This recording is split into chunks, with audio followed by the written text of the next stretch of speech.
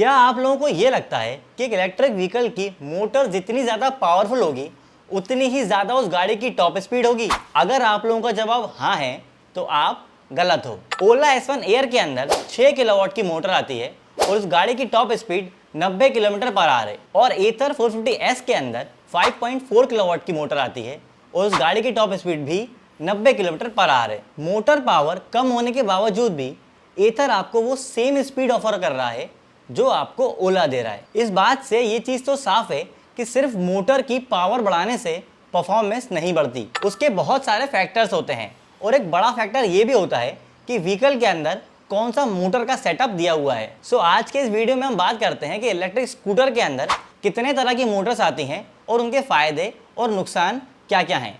सो आशिकों को मेरा सलाम और दिल टूटा बाइक चैनल में आप सब लोगों का स्वागत है। अगर हम देखें तो टेक्निकली दो तरह की मोटर आती है। पहली होती है PMSM, permanent magnet synchronous motor, और BLDC यानी कि ब्रशलेस DC मोटर। पर डिफरेंस जो है वो है इनके सेटअप और प्लेसिंग के अंदर। और अगर ओवरऑल देखा जाए तो इलेक्ट्रिक स्कूटर के अंदर इंडियन मार्केट में 3 तरह के मोटर सेटअप देखने को मिलते हैं। पहला है PMSM मिड ड्राइव मोटर, दूसरा है PMSM साइड माउंटेड मोटर, तीसरा है BLDC हब मोटर। तो पहले बात कर लेते हैं PMSM मिड ड्राइव मोटर के बारे में। एथर, सिंपल एनर्जी और रिवर इंडी, ये सारे वो ब्रांड्स हैं जो अपने सभी इलेक्ट्रिक स्कूटर्स के अंदर आपको PMSM मिड ड्राइव ऑफर कर रहे हैं। बेसिकली इस सेटअप के अंदर PMSM मोटर को व्हीकल के बीच में और बूट स्पेस के नीचे लगाया जाता है, मतलब बूट स्पेस के पास प्लेस किया जाता है और मोटर की पावर को टायर तक ट्रांसफर किया जाता है। अब ऐसा करने के लिए दो ऑप्शंस होते हैं, या तो बेल्ट से टायर को मोटर से कनेक्ट कर सकते हैं या फिर चेन के सहारे भी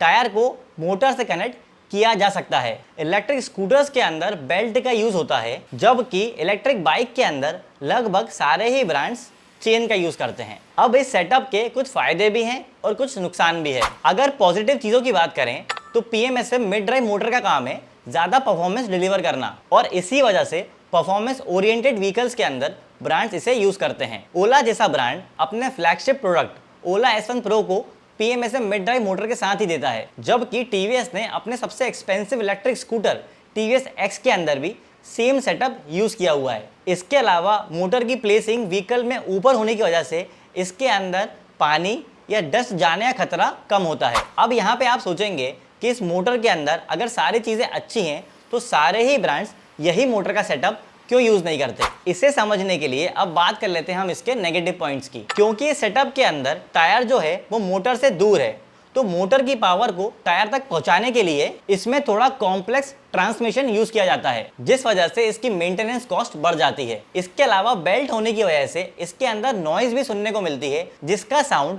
कुछ लोगों को बहुत इरिटेटिंग लग सकता है। अब बात कर लेते हैं PMSM साइड माउंटेड मोटर के बारे में। चेतक और विडा दो ऐसे ब्रांड्स हैं जो अपने इलेक्ट्रिक स्कूटर के अंदर आपको ये सेटअप दे रहे हैं। बेसिकली इस सेटअप में PMSM मोटर को गाड़ी के बीच में लगाने की जगह टायर के साइड में स्विंग आर्म से अटैच करा जाता है, जिससे कि मिड ड्राइव मोटर के मुकाबले टायर पे जल्दी पावर पहुंच पाती है और किसी तरह का पावर लॉस नहीं होता। टेक्निकली मिड ड्राइव मोटर के मुकाबले इसकी एफिशिएंसी थोड़ी ज़्यादा अच्छी होती है। अगर पॉजिटिव चीज़ों की बात करें तो इस मोटर के अंदर आपको बेल्ट या फिर चेन की ज़रूरत नहीं पड़ती, जिसकी वजह से इस मोटर की जो मेंटेनेंस है वो मिड ड्राइव के मुकाबले काफ़ी ज़्यादा कम हो जाती है। मोटर बाहर होने की वजह से इसमें ओवरहीट होने के इशू को इजीली एयर कूलिंग की मदद से कम होते हुए देखा जाता है। अब क्योंकि इसमें मैकेनिज्म थोड़ा सिंपल हो जाता है, इसीलिए इसमें कम करंट से भी ज़्यादा टॉर्क प्रोड्यूस हो जाता है, जिस वजह से इसमें आपको रेंज थोड़ा ज़्यादा मिल जाती है। लेकिन अगर हम इसके नेगेटिव पॉइंट की बात करें तो क्योंकि इसकी प्लेसिंग नीचे है टायर के जस्ट बाजू में,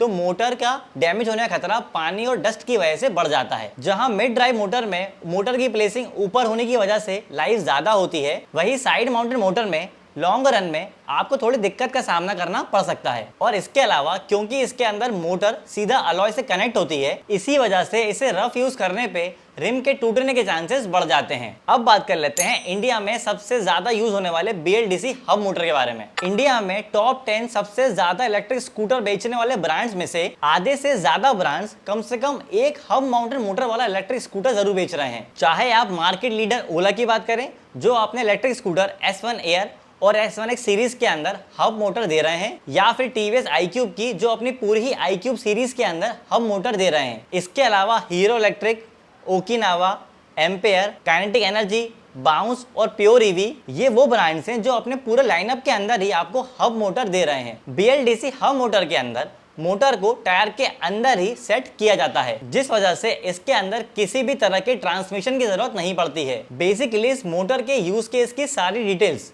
इसके नेगेटिव और पॉजिटिव पॉइंट्स में ही छुपी हुई है। बेल्ट या किसी भी तरह का कोई ट्रांसमिशन नहीं होने की वजह से इसकी मेंटेनेंस PMSM के मुकाबले काफी ज्यादा कम हो जाती है। कॉम्पैक्ट डिजाइन होने की वजह से ये व्हील के हब में इजीली सेट हो जाती है और डायरेक्ट टायर को पावर दे देती है। BLDC मोटर की जो वर्किंग होती है वो बहुत सिंपल होती है और इसे मैन्युफैक्चर करना बहुत ही ज्यादा आसान है और मैन्युफैक्चरर्स को इसे बनाने में बहुत ही कम इन्वेस्टमेंट करनी पड़ती है। मोटर कंट्रोल और इंजीनियरिंग भी बहुत ही ज्यादा सिंपल होती है इसके अंदर PMSM मोटर के मुकाबले। इसी वजह से ज्यादातर सस्ते और एंट्री लेवल के इलेक्ट्रिक स्कूटर्स के अंदर आपको यही सेटअप देखने को मिलता है। लेकिन जहां बात एफिशिएंसी की आती है वहां ये हब मोटर मात खा जाती है। मतलब सेम बैटरी कैपेसिटी पे हब मोटर वाले व्हीकल में आपको रेंज कम मिलेगी PMSM मोटर वाले व्हीकल के मुकाबले। एथर ने भी ये चीज कही है कि उन्होंने इनिशियली अपने फैमिली स्कूटर रेस्टा के अंदर हब मोटर को कंसीडर करा था, लेकिन हब मोटर के नेगेटिव पॉइंट्स को देखते हुए उन्हें इस आइडिया को ड्रॉप करना पड़ा। इसके अलावा कुछ फैक्टर्स ऐसे भी हैं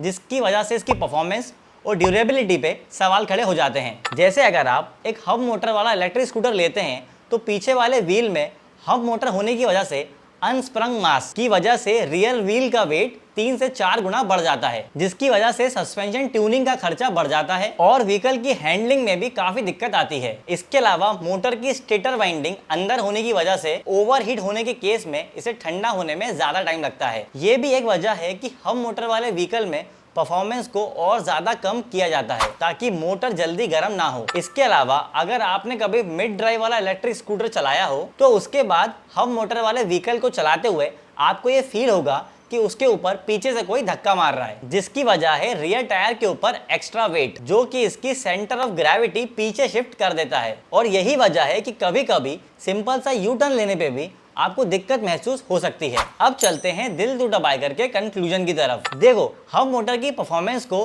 रीडिजाइन करना पड़ता है टायर के साइज और थिकनेस के अकॉर्डिंग, जबकि मिड ड्राइव के अंदर ऐसी कोई दिक्कत नहीं आती और मिड ड्राइव मोटर की डिजाइनिंग परफॉर्मेंस को ध्यान में रख के करी जाती है। तो अगर किसी को एक्टिवा को टक्कर देने वाला इलेक्ट्रिक स्कूटर लेना है तो वो BLDC हब मोटर वाला इलेक्ट्रिक स्कूटर तो नहीं हो सकता। तो देखो, अगर आपका यूजेस ऐसी जगह ज्यादा है जहाँ पे सड़कों की हालत बहुत ज्यादा अच्छी नहीं है, मतलब रूरल एरियाज या फिर ऐसी जगह जहाँ पे सड़कों की हालत बहुत ज्यादा खराब है, या फिर आप एक परफॉर्मेंस ओरिएंटेड स्कूटर लेना चाहते हैं जिसको आप पेट्रोल स्कूटर की तरह ही रफ एंड टफ यूज कर सकें, तो आपको PMSM मिड ड्राइव मोटर वाला इलेक्ट्रिक व्हीकल ही परचेज करना चाहिए। इसमें आपको परफॉर्मेंस के साथ साथ रिलायबिलिटी भी अच्छी मिलेगी। वहीं अगर आपका यूज उस जगह पे ज्यादा है जहां पे सड़कों की हालत थोड़ी ही खराब है और आपको परफॉर्मेंस और यूटिलिटी का मिक्स चाहिए, तो आप PMSM साइड माउंटेड मोटर वाले इलेक्ट्रिक व्हीकल को कंसीडर कर सकते हो। और अगर आपका यूजेस मेट्रो सिटीज में है जहां सड़कों की हालत अच्छी है और आप परफॉर्मेंस नहीं सिर्फ इजी टू मेंटेन मोटर चाहते हैं, तो आप हब मोटर वाला इलेक्ट्रिक स्कूटर परचेस कर सकते हैं। तो ये हो सकता है कि आप एक हब मोटर वाला इलेक्ट्रिक स्कूटर को परचेस करते टाइम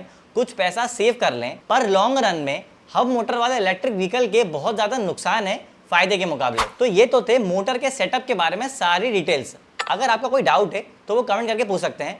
इलेक्ट्रिक व्हीकल के ऐसे ही वीडियोस के लिए आप दिल टूटा बाइकर चैनल को सब्सक्राइब कर लीजिए।